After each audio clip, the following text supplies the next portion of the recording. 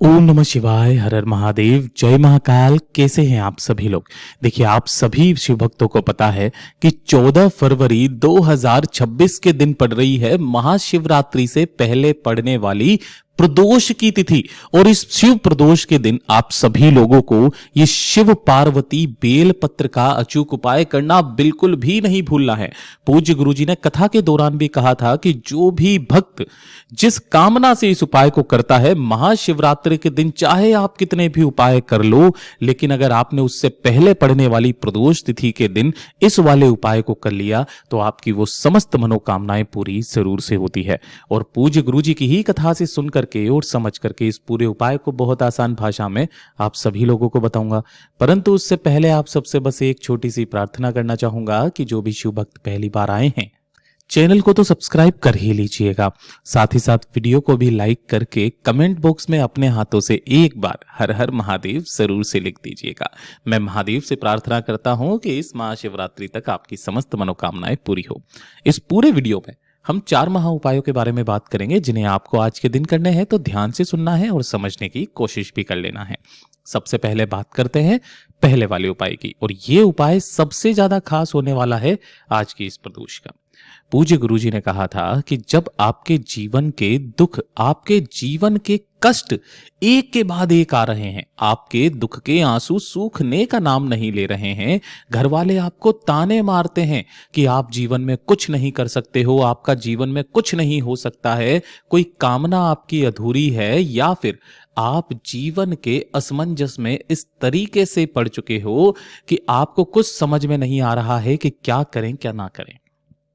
किसी भी तरीके का कोई दुख, किसी भी तरीके का कोई परेशानी जब आपके जीवन में आती है तो आप ऐसा सोचते हैं कि शायद मेरी ही कुंडली में किसी तरीके का कोई दोष है जिसकी वजह से ये सब कुछ हो रहा है।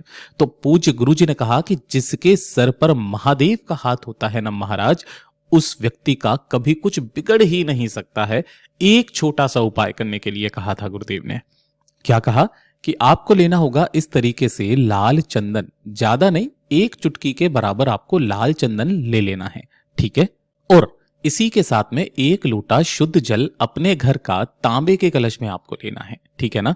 जो लाल चंदन आपने लिया है, उस थोड़े से लाल चंदन को आपको इसी वाले जल के कलश के अंदर ही डाल देना है, तो ये हो जाएगा लाल चंदन का जल, ठीक।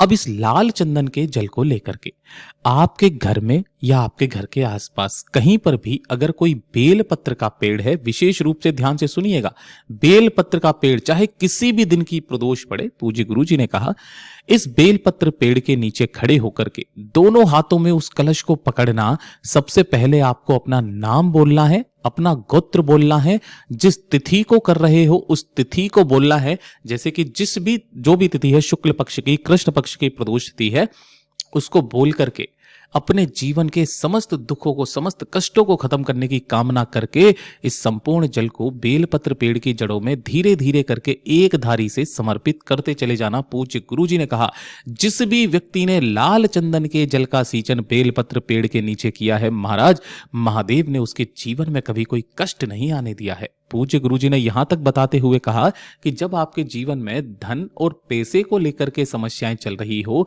नहीं आ रहा हो, कर्ज में डूबते चले जा रहे हो, कर्ज लेने की नौबत आ चुकी हो, उपाय को करने के पश्चात इसी पेड़ के नीचे की जो मिट्टी होती है, बेलपत्र पेड़ के नीचे की मिट्टी, इस तरीके से आपको मात्र 1 चुटकी मिट्टी उठाना है, घर पे लेकर के आना है, और किसी भी एक लाल कपड़े के अंदर, है ना, लाल कपड़े के अंदर, जैसे कि अपन ताबीज पहनते हैं ना, लाल कपड़े के अंदर बांध लेते हैं, इसी तरीके से बेलपत्र पेड़ के नीचे की मात्र थोड़ी सी मिट्टी को लाल कपड़े के अंदर बांध करके अपने पर्स में, अपने पास में रख लीजिएगा। महाराज आपके जीवन में कभी भी धन की समस्या नहीं आने वाली है। ये खुद पूज्य गुरुजी के वचन है। बहुत अद्भुत और अचूक उपाय है, ये तो हमें करना ही है। अब जो दूसरे वाला उपाय है ना, इसके बारे में भी बात कर लेते हैं। ये सबसे ज्यादा खास और विशेष उपाय बताया गया है इस पूरे के पूरे वीडियो का।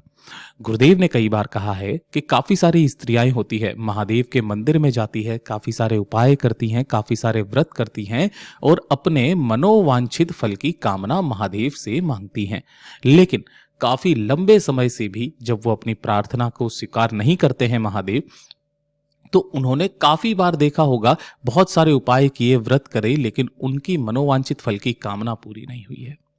सब कुछ उन्होंने करके देख लिया, किसी कार्य को करवाने के लिए, उसकी सिद्धि के लिए उन्होंने पूरी दुनिया के सामने हाथ फैला करके देख लिया, लेकिन वो कामना पूरी नहीं हो रही है। अब वो चाहे किसी से भी संबंधित कामना हो, गुरुदेव ने कहा था नौकरी नहीं लग रही है, अपने बच्चों के लिए किसी चीज को मांगा है, अपने पति के लिए किसी चीज को मांगा है, कोई कामना, घर के लिए, पुत्र प्राप्ति के लिए, किसी भी चीज के लिए, तब गुरुदेव ने कहा था एक बेलपत्र आपको लेना है जो कहीं से भी खंडित कटा फिटा ना हो। खंडित बेलपत्र महादेव को समर्पित नहीं होता, नहीं भी मिलता है ना, तो मैंने आपको कई बार बताया है, महादेव की शिवलिंग पर जो बेलपत्र चढ़ा हुआ है उसे आप काम में ले सकते हैं। बेलपत्र कभी भी बासी नहीं होता है। केवल बेलपत्र एक ऐसी चीज है जो शिवलिंग पर चढ़े हुए शिवलिंग पर आपको उठा करके धो करके काम में ले सकते हैं। एक बेलपत्र, एक चुटकी आपको लेना है लाल चंदन, ठीक है ना। इस पूरे उपाय में आपको लाल चंदन का ही काम में लेना है, और एक लोटा शुद्ध जल अपने घर का तांबे के कलश में। यह वही उपाय है जिसे लाल बेलपत्र का उपाय कहा जाता है। केवल आपको ये 3 चीजें लेनी है। इन सभी को लेकर के आपके घर के आसपास या घर में कहीं पर किसी गमले में कोई छोटा सा ही क्यों ना लगा रहे बेलपत्र का पेड़ हो, उस बेलपत्र पेड़ के पास में आप जाओगे, हो सके तो एक दीपक यहां पर पहले प्रज्वलित कर देना गोल बाती का, अपनी कामना कह करके। उसके पश्चात जो आपने यहां पर बेलपत्र लिया है ना, इसकी तीनों पत्तियों पर आपको लाल चंदन का लेपन करना है, चिकने हिस्से की तरफ में, है ना, पीछे की तरफ में नहीं, चिकने हिस्से की तरफ में अच्छे से लाल चंदन का लेपन कर देना है।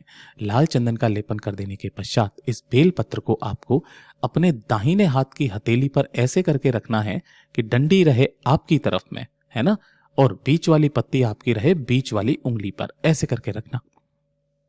7 बार श्री शिवाय नमस्तुभ्यम मंत्र का स्मरण करके अपनी कामना कह करके आपको बेलपत्र पेड़ की जड़ों में ही आपको इस बेलपत्र को समर्पित कर देना है।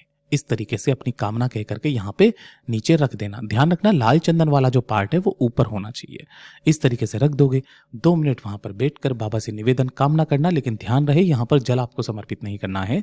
इस बेलपत्र को फिर से वापस यहां से उठा लेना है और इसे लेकर के आपके घर के आसपास जो भी भोलेनाथ का मंदिर है वहां लेकर के जाना। 1 लोटा शुद्ध जल भी यहीं पर जाएगा। शिवलिंग के पीछे की तरफ आपको आसन लगा करके बैठना है, जिससे आपका मुख उत्तर दिशा की तरफ में हो जाएगा। सबसे पहले आपने जो 1 लोटा शुद्ध जल लिया है, उस 1 लोटे शुद्ध जल को भोलेनाथ की शिवलिंग के ठीक शीर्ष पर अपनी कामना कह करके समर्पित कर देना। और जो अंत में आपने जो एक बेलपत्र उठा करके लेकर के आए हो, माता रानी का ये जो हस्त कमल होता है, कटी भाग जहां से शिवलिंग जुड़ा हुआ रहता है ना, इसी जगह से आपको स्पर्श करना है। स्पर्श कराते हुए ही आपको अपनी कामना कहनी है, जिस कामना के लिए भी आप इस उपाय को कर रहे हो, जिस कार्य सिद्धि के लिए कर रहे हो, और फिर यहां से उठा करके शिव शक्ति का स्मरण करके भोलेनाथ की शिवलिंग पर ऐसे समर्पित आपको करना है कि इसकी जो डंडी रहे वो रहे जलाधारी की तरफ, बीच वाली पत्ती का भाग रहेगा आपकी तरफ में।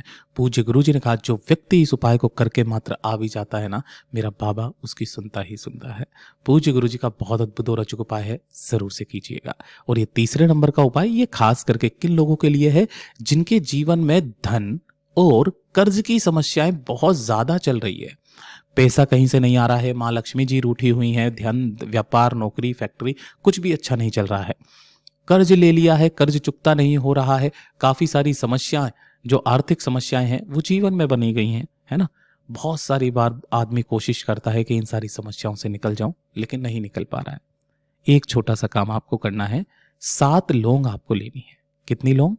7 लौंग आपको लेनी है, इस तरीके से जिसके ऊपर का फूल भी होना चाहिए, ठीक है। 7 लौंगों के साथ में 1 लोटा शुद्ध जल अपने घर का लेना है तांबे के कलश में। और जो 7 लौंग ली है, उन 7 लौंगों को आपको इसी के अंदर में इस तरीके से डाल देना है। डाल दोगे। अब ये जो लौंग का जल है, इसे लेकर के आपके घर के आसपास जो भी बड़ का पेड़ हो, जिसे बरगद का पेड़ भी कहते हैं, एक दीपक के साथ में, इस दीपक के अंदर कौन सी बाती लगाओगे? गोल बाती लगाओगे, और इसके अंदर आप भरोगे घी, ठीक है। चाहे आटे का चाहे मिट्टी का, किसी का भी बना लेना। आपको जाना है किसी भी बड़ के पेड़ के पास में, जिसे अपन पितरों के तुल्य भी मानते हैं, ठीक है ना।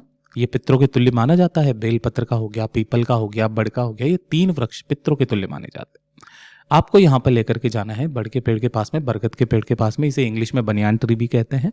यहां पर सबसे पहले आपको उस एक दीपक को प्रज्वलित कर देना है, जला देना है।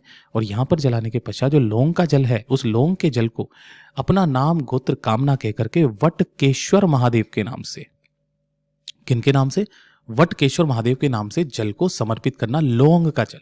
पूज्य गुरु जी ने कहा, या तो आप 5 प्रदोष इस उपाय को कर लो या फिर 5 सोमवार इस उपाय को कर लो, चाहे कैसा भी कर्ज हो चुकेगा ही चुकेगा, चाहे कहीं से भी धन आएगा और आपका वो धन का जो कर्जा है वो भी चुकेगा। ये चीज ध्यान रखना। जब आप अंतिम प्रदोष या अंतिम सोमवार के दिन करने जाओगे 5वीं को, तब यहां से एक छोटा सा टुकड़ा आपको उठा लेना है और किसी भी एक लाल कपड़े में बांधकर अपने पास में रखना है। फिर देखिएगा आपके जीवन में कितना बदलाव आता है।